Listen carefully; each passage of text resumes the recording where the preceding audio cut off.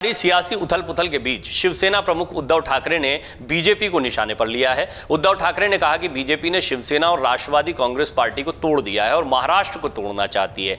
NCP में हुई टूट पर अपनी पहली प्रतिक्रिया में ठाकरे ने कहा वो महाराष्ट्र के खिलाफ हैं। उन्होंने पहले शिवसेना और अब एनसीपी को तोड़ दिया। वो महाराष्ट्र को तोड़ना चाहते हैं और ऐसा कोई नहीं चाहते कि जो उन्हें बाहर निकलने से रोक सके। आपको बता दें कि अजीत पवार के एकनाथ शिंदे के नेतृत्व वाली महाराष्ट्र सरकार में डिप्टी सीएम बनने के बाद एनसीपी में दो फाड़ हो गए हैं। इसके बाद से ही चाचा शरद पवार और भतीजे अजीत पवार के बीच एनसीपी के नेतृत्व पर कब्जा बनाए रखने की सियासी लड़ाई जारी है। अजीत ने खुद को एनसीपी का राष्ट्रीय अध्यक्ष घोषित करवा लिया है और चुनाव आयोग में पार्टी को लेकर अपना दावा ठोक दिया। वहीं शरद पवार भी चुनाव आयोग की शरण में पहुंच चुके हैं। ये तमाम चीजें ठीक वैसे ही घटित हो रही हैं जैसे शिवसेना के साथ हुई थी शिंदे की बगावत के समय। इस बीच सवाल उठ रहे हैं कि आखिर शिंदे गुट नाराज क्यों है। दरअसल महाराष्ट्र सरकार में अजीत पवार की एंट्री के बाद दावा किया जा रहा है कि एकनाथ शिंदे गुट के कई विधायक नाराज हैं। शिवसेना यूबीटी के नेता और राज्यसभा सांसद संजय राउत तो दावा कर चुके हैं कि एनसीपी के 17-18 विधायक नाराज हैं और हमारे संपर्क में हैं। इसके साथ ही संजय राउत ने महाराष्ट्र को नया मुख्यमंत्री मिलने का दावा भी कर दिया है, यानी वो अजीत पवार को लेकर इशारा कर रहे हैं। एकनाथ शिंदे गुट के नेता और उद्योग मंत्री उदय सामंत ने इन तमाम दावों को सिरे से खारिज किया। उन्होंने कहा कि सीएम एकनाथ शिंदे को लेकर लगाई जा रही तमाम अटकलें गलत हैं। उन्होंने ये भी कहा कि जो कुछ भी हुआ है उसके लिए पहल मुख्यमंत्री शिंदे ने ही की थी, यानी कि अजीत पवार जो है वो शिंदे की वजह से आए हैं, ये वो कहना चाह रहे हैं। वहीं शिंदे गुट के कई विधायकों ने बयान जारी करते हुए कहा कि घबराने की कोई ज़रूरत नहीं। तो ये घबराने की ज़रूरत नहीं है, सफाई देना, ये क्यों कहना पड़ रहा है? इनको अफवाहें कह रहे हैं बेशक एकनाथ शिंदे, लेकिन ये भी एक बड़ी बात है कि ये कहा जा रहा है कि अजीत पवार जो आए हैं वो बिना शिंदे की सहमति के नहीं आए, और ये बात सही भी है।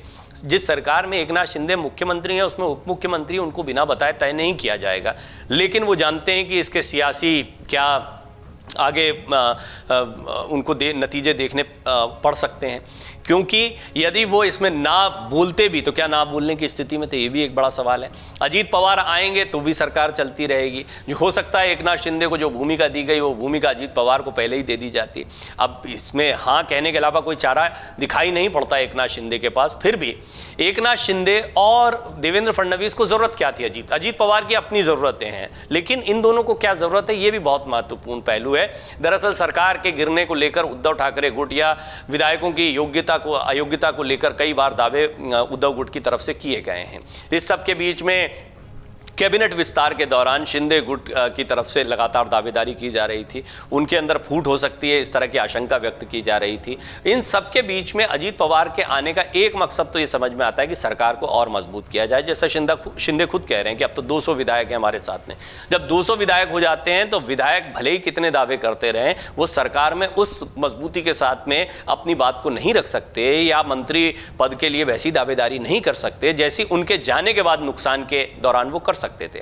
अब अगर शिंदे गुट में फूट होती भी है, कुछ विधायक जाते भी हैं, तो इससे शिंदे की परेशानियां तो बढ़ेंगी, लेकिन सरकार पर कोई खतरा नहीं रहेगा। लेकिन इसमें यह भी देखना होगा कि एनसीपी का आगे का भविष्य क्या होता है। कुल मिलाकर अभी लोकसभा चुनाव के पहले तो यह समीकरण साफ स्पष्ट दिखाई दे रहा है। लोकसभा चुनाव के पहले क्या बीजेपी एनसीपी और शिंदे गुट के द्वारा मांगी गई सीटों को देगी, यह भी एक बड़ा सवाल है। आपको क्या लगता है कि क्या इस तरीके से सीटों का बंटवारा हो पाएगा इस गठबंधन के बीच में? क्या यह स्वाभाविक दिखता है?